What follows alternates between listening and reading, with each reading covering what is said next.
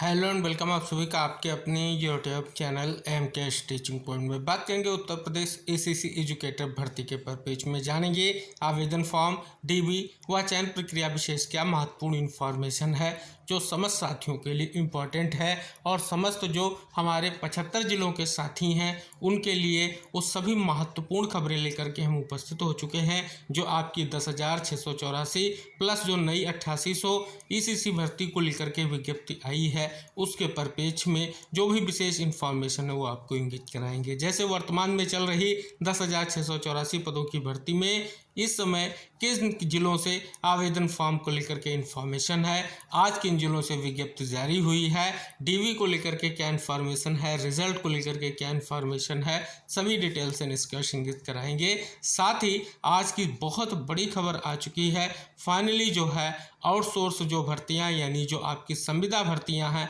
उनको लेकर के कैबिनेट का बहुत बड़ा फैसला आया है और इस फैसले का निष्कर्ष क्या है, किस प्रकार से आप सभी की भर्ती के लिए प्रभावी है, वो भी आपको निष्कर्ष इंगित कराएंगे। तो निवेदन करेंगे वीडियो शेयर ज़रूर कीजिएगा जिससे सभी प्रतीक्षारत साथियों तक इन्फॉर्मेशन पहुंच सके।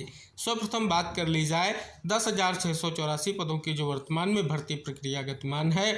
अब तक टोटल 52 जिलों से जो है आवेदन को लेकर के विज्ञप्तियां जारी हो चुकी हैं। उनमें से अगर हम बात कर लें लगभग 45 से 46 जिलों की जो विज्ञप्तियों में आवेदन की प्रक्रिया कंप्लीट हो चुकी है।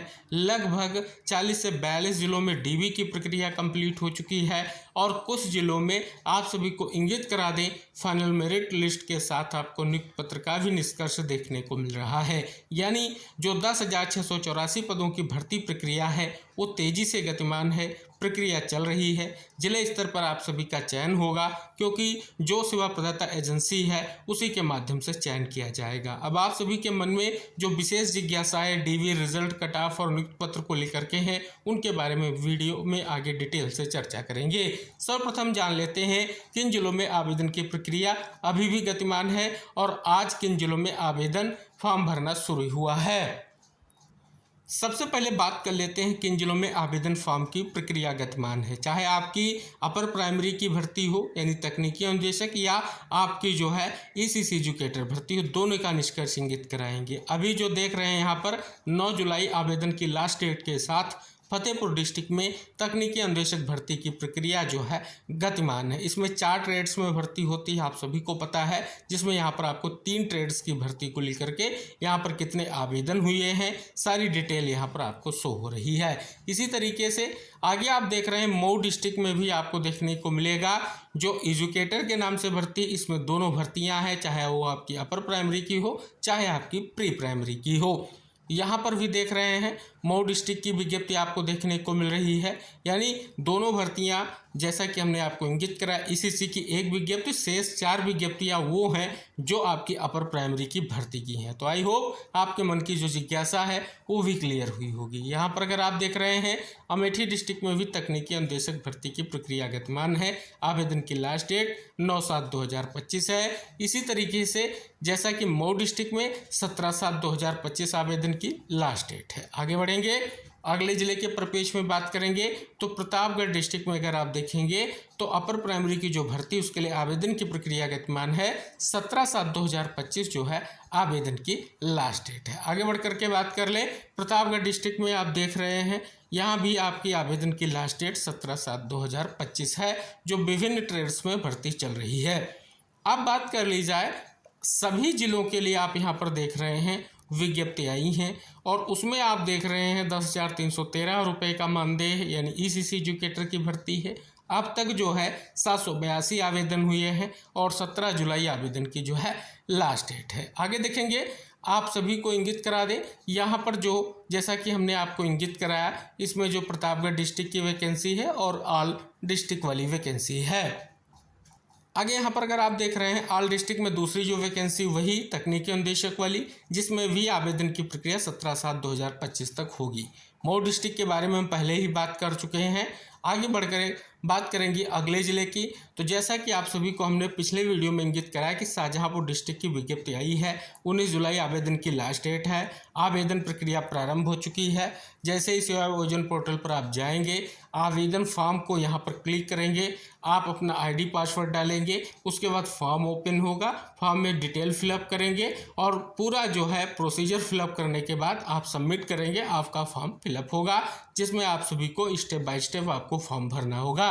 यहाँ पर आप देख रहे हैं अपर प्राइमरी की भर्ती प्रक्रिया गतिमान है और 19/7/2025 आवेदन की जो है लास्ट डेट है। बागपत डिस्ट्रिक्ट में तकनीकी अनुदेशक भर्ती के लिए 11 जुलाई आवेदन की लास्ट डेट है। आगे बढ़ेंगे अगले जिले के परपेच में बात कर लें तो बागपत डिस्ट्रिक्ट में 2 वैकेंसी यानी अपर प्राइमरी और प्री प्राइमरी की वैकेंसी में से अपर प्राइमरी की वैकेंसी के लिए आवेदन की प्रक्रिया गतिमान है। जालौन डिस्ट्रिक्ट में ईसीसी एजुकेटर भर्ती के लिए प्रक्रिया गतिमान है।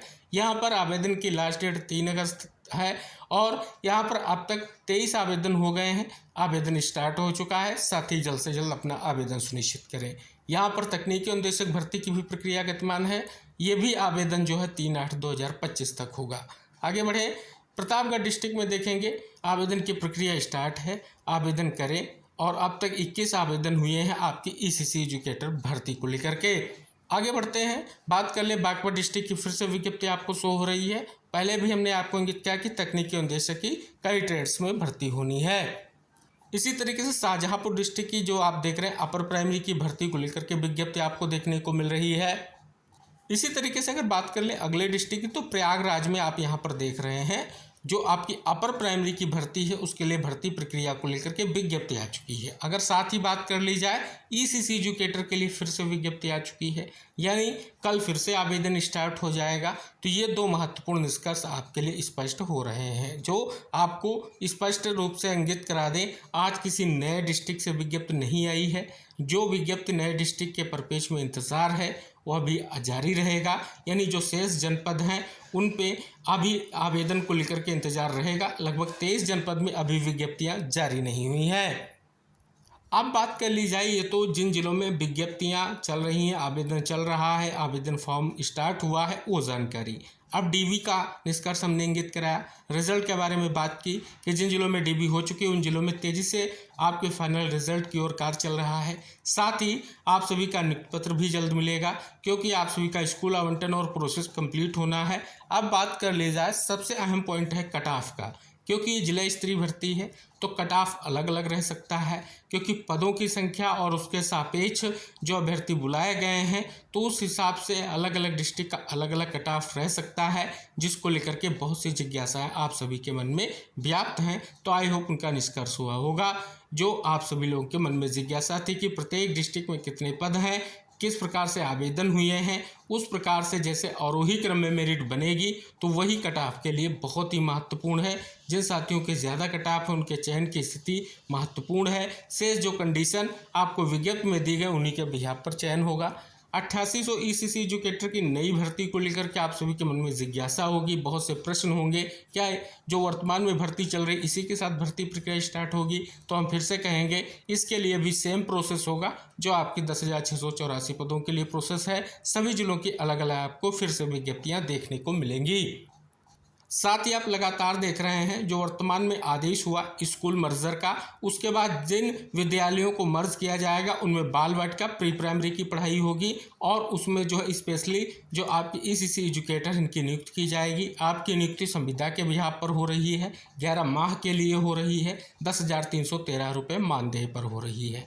अब बात कर ली जाए आज की वो धमाकेदार खबर है जिसका सभी को निष्कर्ष के लिए इंतजार था, क्योंकि आप सभी का आगे चयन सुनिश्चित होने जा रहा है। तो इस परिपेक्ष में आज की बड़ी खबर आ चुकी है और ये सीधे जो है लखनऊ से खबर आई है कि आउटसोर्स जो भर्तियां हैं और जो भर्तियों के बाद जो आउटसोर्स कर्मी हैं उनके लिए फाइनली एक बहुत बड़ी खबर ये आ गई है कि जो है आउटसोर्स निगम को लेकर के गठन का जो इंतज़ार था वो फाइनली जो है इंतज़ार समाप्त हो चुका है।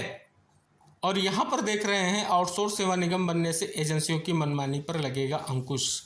मुख्यमंत्री योगी आदित्यनाथ ने उत्तर प्रदेश आउटसोर्स सेवा निगम के गठन को मंजूरी दे दी है। निगम बनने से लाखों आउटसोर्स कर्मियों के श्रम अधिकार, पारिश्रमिक और सामाजिक अधिकार सुरक्षित होंगे। सीएम ने कहा यह निगम प्रशासनिक व्यवस्था में पारदर्शिता लाने के साथ आउटसोर्स कर्मचारियों के जीवन में स्थापित और भरोसा सुनिश्चित करेगा।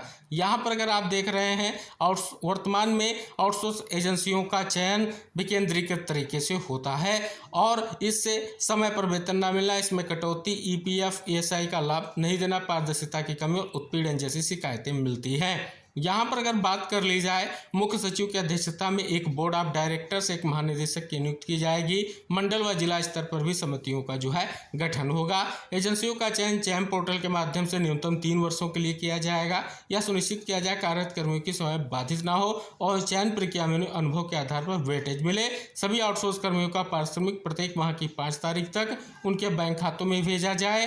तो देख रहे हैं एक विशेष निष्कर्ष देखने को मिल रहा है आउटसोर्स सेवा निगम के गठन के बाद। तो ये बहुत बड़ी खबर है आपके लिए भी, क्योंकि आपकी भी भर्ती संविदा विभाग पर हो रही, आउटसोर्स विभाग पर हो रही है। इसी खबर को देख सकते हैं कि कर्मियों को आउटसोर्स सेवा निगम शोषण से बचाएगा। सारी जानकारी वही डिटेल से दी गई है जो हमने अभी आपको इंगित कराई है। इसमें अगर बात कर ली जाए तो निगम से सभी नियुक्तियों में SC, ST, OBC, EWS, महिला, दिव्यांग और पूर्व सैनिकों का आरक्षण होगा, जो बहुत ही महत्वपूर्ण है। और नियमित पदों के विरुद्ध कोई आउटसोर्स सेवा नहीं ली जाएगी, ये भी निष्कर्ष यहाँ पर देखने को मिल रहा है। साथ ही यहाँ पर निराश्रित, तलाकशुदा, परित्यक्ता महिलाओं को भी नियुक्ति देने में प्राथमिकता देने की बात कही है। तो ये थी वो बड़ी महत्वपूर्ण खबर जो सीधे लखनऊ से आई है और आपके लिए भी उतनी महत्वपूर्ण है जितनी वर्तमान में कार्यरत समस्त आउटसोर्स कर्मी साथियों के लिए महत्वपूर्ण है, उतनी आपके लिए भी महत्वपूर्ण है। तो आपकी भर्ती से रिलेटेड ये कुछ विशेष महत्वपूर्ण आज तक अब तक की थी जो महत्वपूर्ण है। आई होप वीडियो को देखिए, वीडियो को शेयर कीजिए, चैनल को सब्सक्राइब कीजिए। मिलते हैं नेक्स्ट अपडेट के साथ, तब तक के लिए बाय बाय, टेक केयर साथियों।